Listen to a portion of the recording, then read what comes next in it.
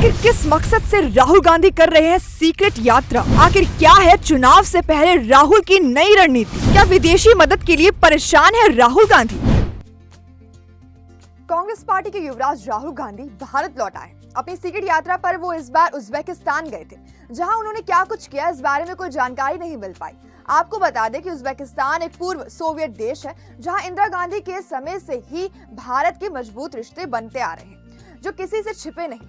हालांकि सालों बाद राहुल गांधी का उज्बेकिस्तान जाना काफी चौंकाने वाला है। ऐसे में सवाल उठ रहा है कि राहुल गांधी ने इस बार अपने सीक्रेट दौरे के लिए आखिर उज्बेकिस्तान को ही क्यों चुना? देखा जाए तो कांग्रेस के युवराज चुनावी मौसम के दौरान जनता को बताए बिना छुट्टियों पर जाने का तो इतिहास रहा है, लेकिन जब पार्टी को उनकी सबसे ज्यादा जरूरत है तो राहुल सीक्रेट मिशन पर निकल रहे हैं।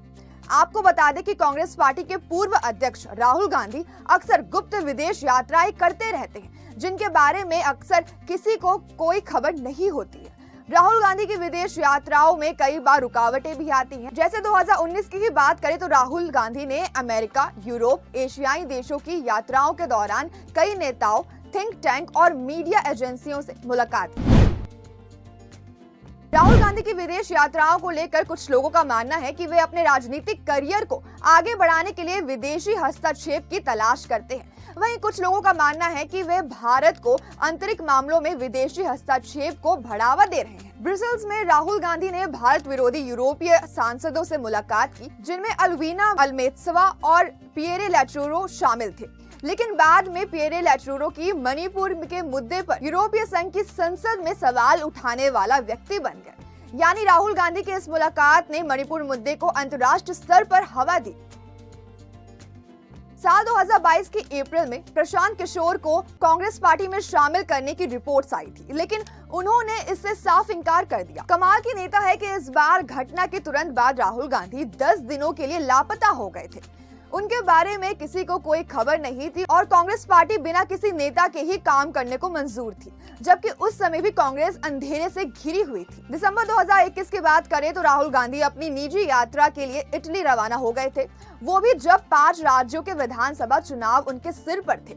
उनके गायब होने की वजह से पंजाब के चुनाव मौसम में गर्माहट छा गई थी और चुनावी रैलियों में देरी होने के कारण पंजाब में कांग्रेस पार्टी आम आदमी पार्टी से बुरी तरह से पिछड़ गई। हालात ये थे कि कांग्रेस पार्टी का पंजाब में सफाया हो गया, जिससे पार्टी को जोरदार झटका लगा। हैरत करने वाली बात ये थी कि इस समय एक बार फिर राहुल गांधी लंदन चले गए। दूसरी ओर पार्टी की दलीलें सामने आई और कि राहुल गांधी छुट्टी पर हैं। आपकी जानकारी के लिए बता दें कि संसद में शीतकालीन सत्र शुरू होने से ठीक पहले राहुल गांधी वापस लौट आए। उस समय बीजेपी ने राहुल को घेर कर उनके लंदन यात्रा पर सवाल खड़े किए थे। इतना ही नहीं, इससे पहले सितंबर 2021 में भी जब पंजाब में कांग्रेस पार्टी अमरिंदर सिंह के इस्तीफा से मुश्किलों का सामना कर रही थी, तब तो पूरा गांधी परिवार शिमला में छुट्टियां मना रहा था। कांग्रेस पार्टी के 136वें स्थापना दिवस पर भी राहुल इटली में मौजूद थे। राहुल गांधी की इन यात्राओं का सिलसिला यही खत्म नहीं होता है। इससे पहले भी एक बार वो अक्टूबर 2019 में हरियाणा और महाराष्ट्र में विधानसभा चुनाव से ठीक 15 दिन पहले राहुल बैंकॉक चले गए। इतना ही नहीं, लोकसभा चुनाव के नतीजों को बिना जाने राहुल गांधी लंदन में छुट्टियां मनाने चले गए। यहाँ तक कि उन्होंने सोनिया गांधी की ओर से बुलाई बैठक में भी शामिल नहीं हुए। यही नहीं, वो अपने साथ एसपीजी की सुरक्षा को लेकर विदेश नहीं गए और बार बार एसपीजी सुरक्षा को तोड़ने की वजह से सरकार ने उनकी एसपीजी सुरक्षा हटा दी। इस मामले में राजनाथ सिंह ने संसद में उनसे सवाल भी खड़े किए थे। भारत में अपने राजनीतिक लाभ के लिए राहुल गांधी के विदेशी मदद मांगने की कई उदाहरणें हैं। एक के बाद एक चुनाव हारने के बाद लोकतांत्रिक तरीके से भारतीय जनता का विश्वास जीतने में नाकाम रहने के बाद उन्होंने वैश्विक वामपंथियों के सामने यह घोषणा करना शुरू किया कि भारत अराजकता में डूबा हुआ देश है, जहां लोकतंत्र का पतन हो रहा है और केवल वो ही इसे बहाल कर सकते हैं। अप्रैल 2021 में हार्वर्ड कैनेडी स्कूल के इंटरव्यू ऑफ पॉलिटिक्स में बोलते हुए राहुल ने कहा कि अमेरिकी सरकारी प्रतिष्ठान को भारत में क्या हो रहा है इसके बारे में और अधिक बोलना चाहिए था। साल 2022 में यूनाइटेड किंगडम में आइडियाज फॉर इंडिया सम्मेलन में राहुल गांधी ने फिर से विदेशी हस्तक्षेप की मांग की थी। अपने विवादास्पद भाषण के दौरान राहुल गांधी ने 2 बार विदेशी हस्तक्षेप को इशारा दिया। उन्होंने रूस यूक्रेन के मुद्दे पर भारत पर दबाव डालने के लिए कहा और भारतीय राजनीतिकों की तमाम बुराई की। यही नहीं, लद्दाख की तुलना उन्होंने यूक्रेन से करते हुए अमेरिकी हस्तक्षेप की भी मांग उठाई। राहुल गांधी ने कैम्ब्रिज विश्वविद्यालय में भी भाषण दिया है। आपको बता दें कि हंगेरियन अमेरिकी अरबपति जॉर्ज सोरोस की ओपन सोसाइटी फाउंडेशन 2013 में कैम्ब्रिज विश्वविद्यालय के गिल्ड ऑफ बेनिफैक्टर्स का सदस्य है। उसी जॉर्ज सोरोस ने भारत में सत्ता परिवर्तन यानी मोदी को सत्ता से बाहर करने के लिए $1 बिलियन अमेरिकी डॉलर देने का वादा किया था। सोरोस ने हाल ही में प्रधानमंत्री नरेंद्र मोदी को और अडानी ग्रुप पर खुलकर निशाना भी साधा है। इसका लिंक कांग्रेस के साथ देखें तो कांग्रेस अडानी विवाद को खूब उछाल रही है।